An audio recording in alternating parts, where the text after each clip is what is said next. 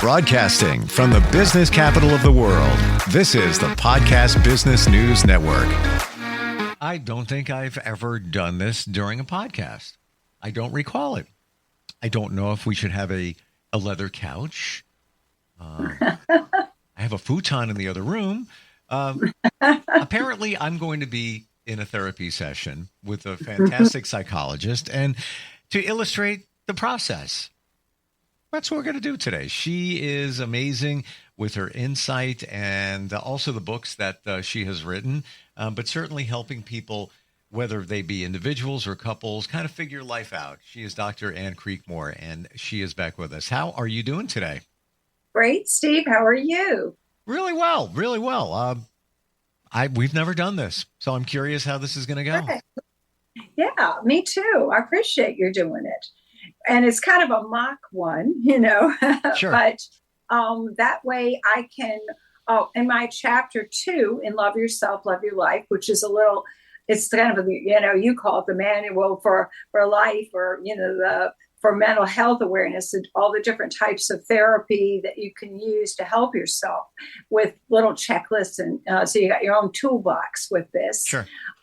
And we could do chapter 2, the feeling you're feeling. So how do you take a negative feeling that you're having? You're upset, you're anxious, you're depressed. And then how do you get that to feeling relieved and relaxed? This will be a process. You'll help me appreciate that with showing a step-by-step process called Focusing, which is actually a little book called Focusing by Eugene Genlin. And it's step-by-step how you go from that negative feeling and taking it to a positive, relieving solution. Interesting you say that, because I was thinking about that the other day, and a situation presented itself, business related, wasn't expecting it. And it was a bit of a shock initially. And as I sat with it, I just let it go. And I realized that in my journey, doing some of this work, I can let those things go way faster. I could have sat on that, worried about it. Oh, I can't believe it. Oh, I let that go for 2 days, 3. I forgot about it 2 hours later. And, it's amazing. And interestingly, and this goes back to fear. Now, there was some fear because it's income-based, the situation. However, it could have been really challenging. And as I learned the following day, because I didn't worry about it, I just made a phone call and checked into it. It wasn't as challenging as it initially presented itself. So exactly. I'm happy I didn't worry about it, because I would have kind of been wasting my time. There is a change involved in it, but there could be some positivity, very much so, on the other side of it. Sure. So right. I just kind of let it go and let it reveal itself. Let it work itself out as it's going to, because ultimately there's only so much I can do to change it anyway. It's out of my control for the most part. That's correct. You can't control anything except yourself, and your thoughts or your actions or your feelings, or, so that's true. You have to let go of other things. And my guess is you did this focusing inward process that we're doing. Maybe. We could probably almost use that one, and you could tell us. I'll ask you each step and see if you went through it, but we don't have to. We can do what we said originally. Either way you want to do it. You know what? Maybe we should, because it's fresh. Okay. Maybe we should. Try that. Let's try it. It's kind of a hindsight, and you weren't actually using this, although you've been reading the book and following things. So who knows? I don't even know I'm doing it, though. That's the funny part, Ann. Yeah, right. You're just doing it, on your own. So, all right. Well, I'll go through and let's break it. We'll follow it step by step. Okay. The focusing inward process is kind of, what do I want? The first step is to think about what's feeling uncomfortable or yucky in your life right now. And that then you can kind of label all the different problems like you're feeling anxious, let's say, I would say from what you had said, you're feeling anxious, but and there are probably different things going through your mind, if you will. And so you kind of could lay out like 3 or 4 problems that were on your mind in general. Imagine them as boxes sitting on the floor, like, and then you have to label the box and lift the box and which one's the biggest or the heaviest kind of one. So I know you gave one of them was this job related issue, but you want to lay out a couple other things that maybe were on your mind in general on the boxes. Yeah, sure. So we show step one. So one box would be labeled income or potential loss of some. Okay. One. That's good. Yeah. The other box would be change in relationship as related to it. The other box might be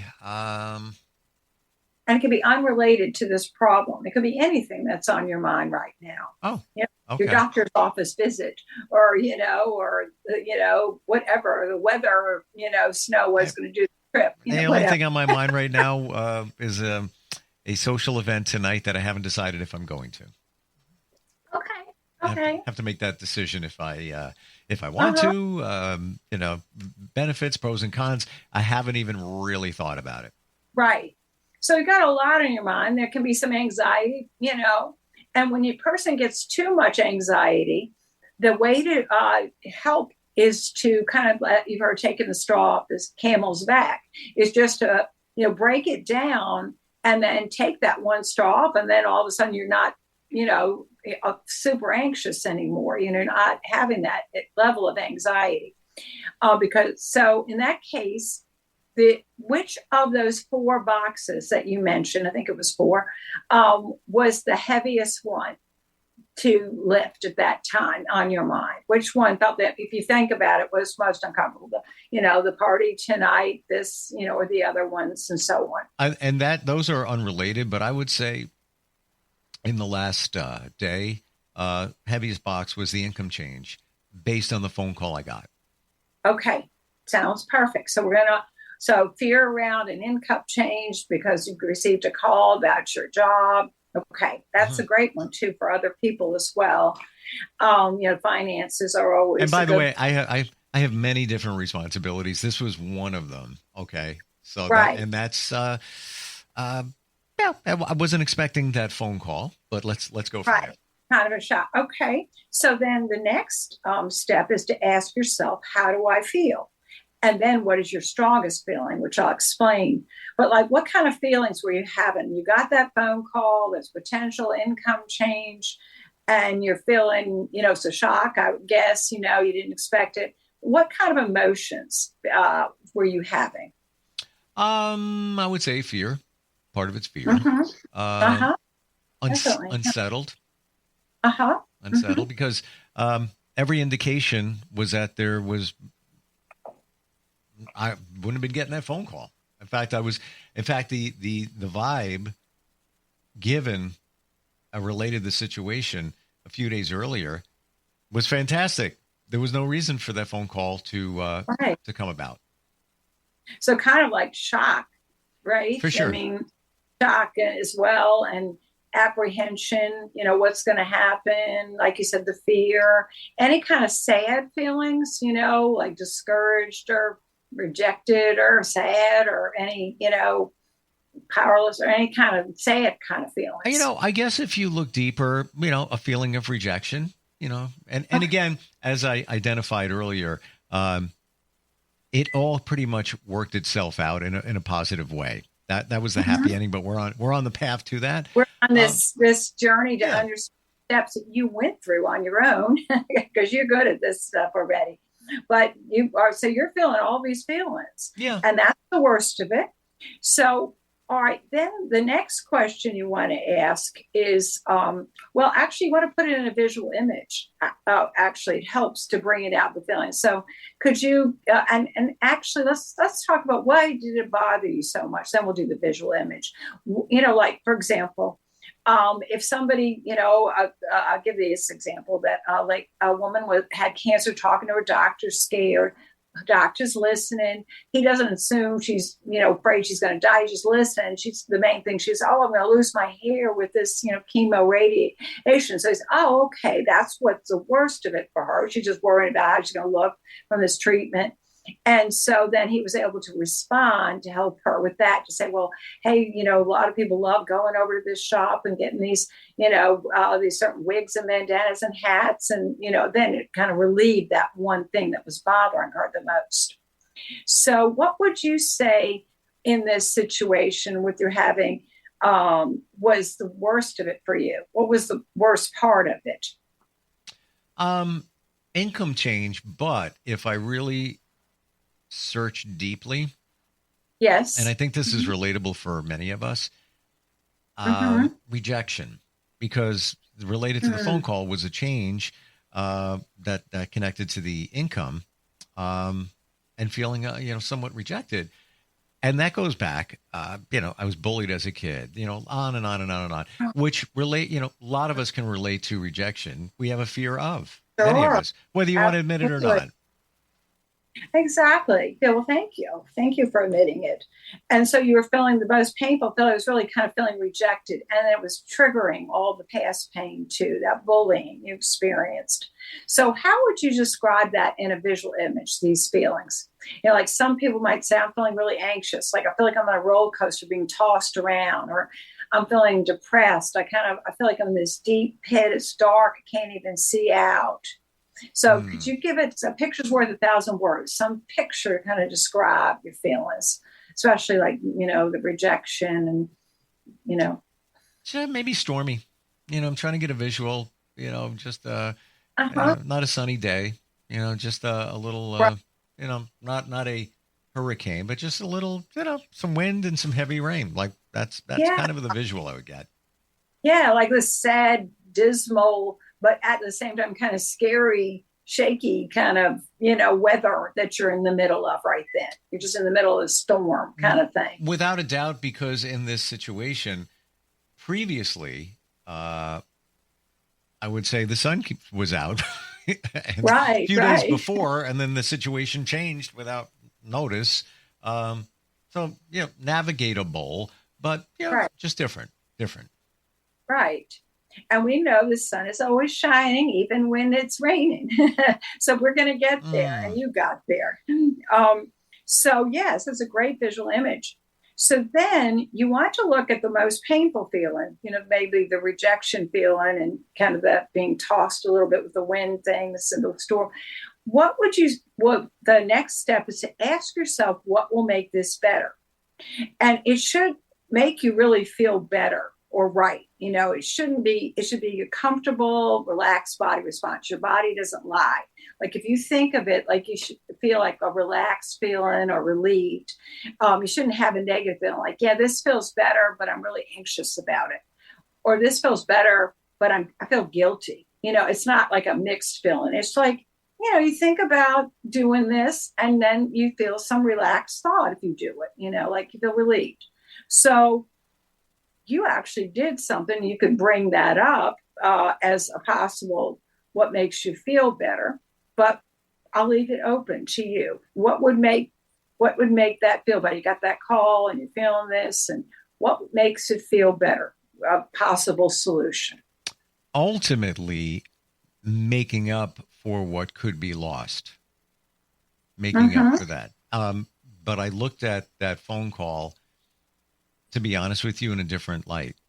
I look at it more of, all right, there's an opportunity there. Whether the opportunity is to fire me up to get to replace what could be lost. And ultimately, as I revealed, it wasn't it wasn't bad as I thought it was going to be.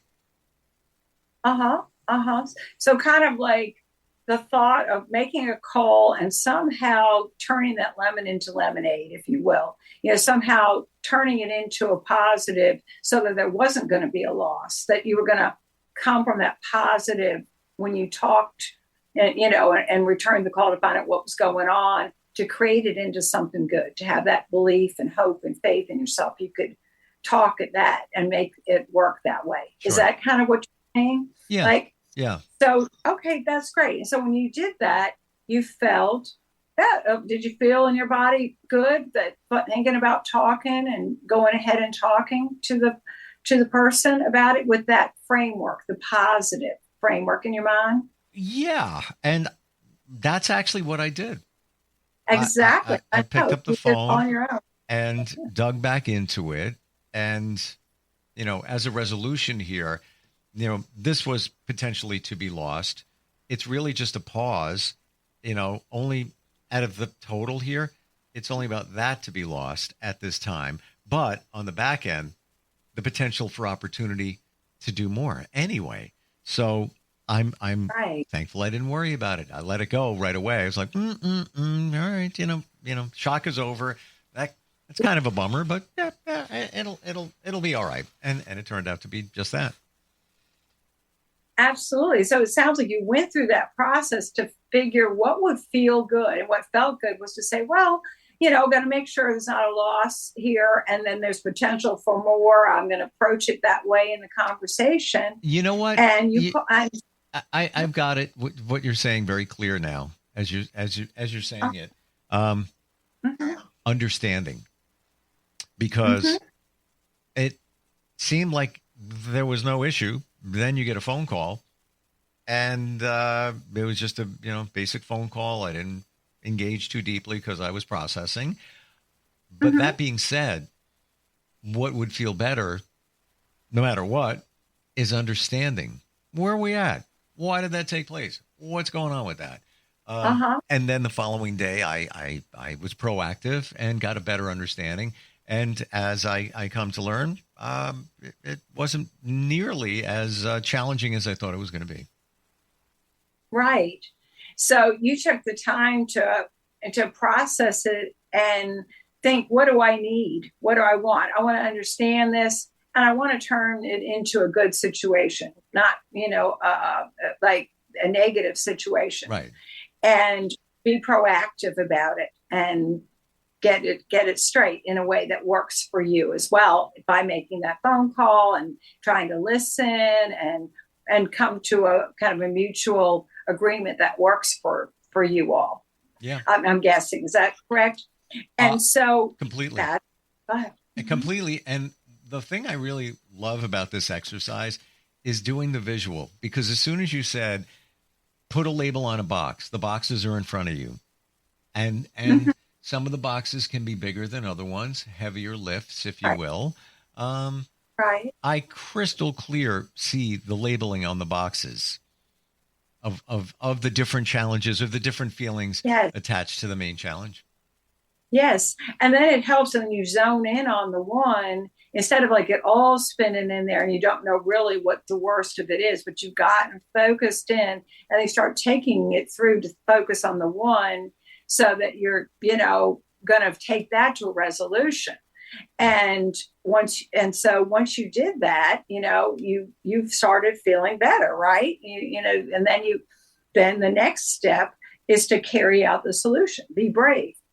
Once you figured out, well, I think I need to understand what's going on with them and how I can make this work for me or us in the future. And you'll call them, right? And that was what you did. That was your solution, to call them and work that in that direction, to be brave, right? So that's step 4, which you did. And then whether it worked exactly how you wanted or not, it sounds like it really did, which is super, which I think a lot of times it will, especially, but then you always affirm yourself. Step 5 is always be proud of yourself that you took that time to go within, that you created a solution that felt good in your body, and you did it, just that you took the action. Now there's a book, something called acceptance therapy, acceptance and commitment therapy. And I think there's a book that describes it as stop worrying, start living. Take these things, figure out what you need to do, and then take action to make it happen for yourself. And that's what you did. You made the phone call and it was, and made it work for yourself and them. And so, of course, the number 5 is pat yourself on the back. Be proud of yourself. Tell yourself you're good. You deserve this good. And then you're more likely to go through that process again next time, because we all want a reward, and when we use positive self-talk and reward ourselves, we're going to, it'll cause us to do it again, to just take that time and go within and create something good and do it. Be proud and enjoy the relaxation. You know what the amazing part is, Ann? Once you go through these exercises, navigate challenges and situations, the situations are always going to be different, but correct, the process is somewhat the same. And it's almost like a rinse and repeat, because had another situation that, health related, and just went through the same exact thing. But the common denominator in those two situations, and I feel many of them, is don't worry about it. You're most times worrying about things that you don't need to worry about, because it doesn't usually end that way. And exactly. Same thing on the health side. Had some call it a scare if you want to call it that. It was a medical mistake. It was wrong. They made a mistake. So I did worry a little bit, but my intuition said just lean off of that a little bit, and that's how it turned out. Exactly. So I go within to your feelings and your intuition, and then don't go with the fear. Yeah, right. Fear is horrible. It is. It's there to protect, but also at the same time get in the way. Exactly. It's often false evidence appearing real, right? It's not what we can create, and not the good. 100%.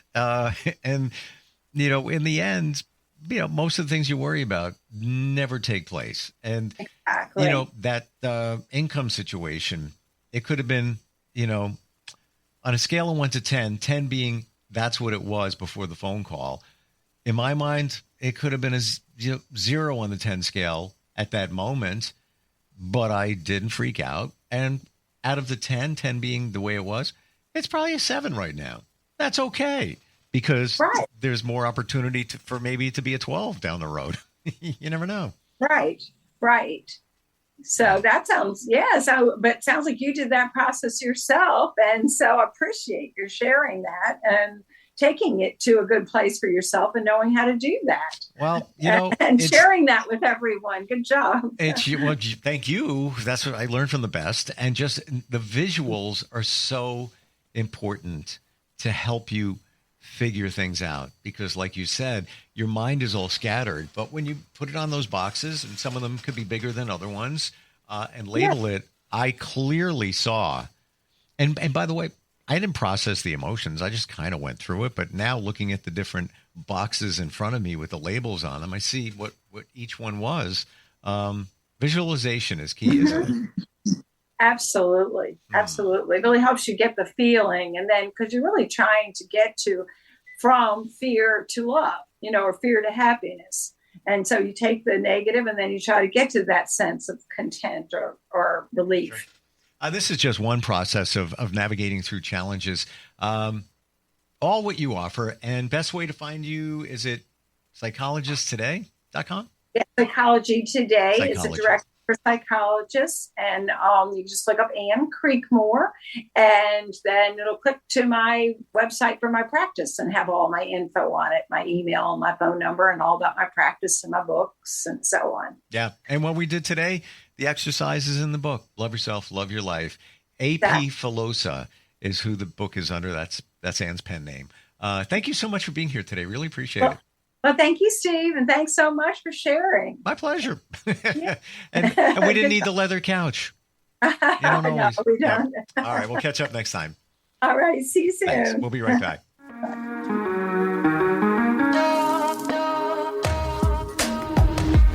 Broadcasting from the business capital of the world, this is the Podcast Business News Network. Let's go inside the mind of a 10-year-old. I should have worn those earrings today. I like those earrings. Gabby has those awesome earrings. I need to ask her where she got those, but that's just what she would want me to do. I'll have Michaela ask her for me. Buckle up, Sarah. Yeah, but then Michaela will be like, why don't you just ask her yourself? That's just like Michaela. Sarah, Buckle up. Michaela's such a great name. I wish I was called Michaela. There's like a dozen Sarahs in my class. Hey, we're not hitting the road until you buckle up, honey. Oh yeah, seatbelt. I forget sometimes because my brain is like busy, you know? I wonder if there's pizza at school today.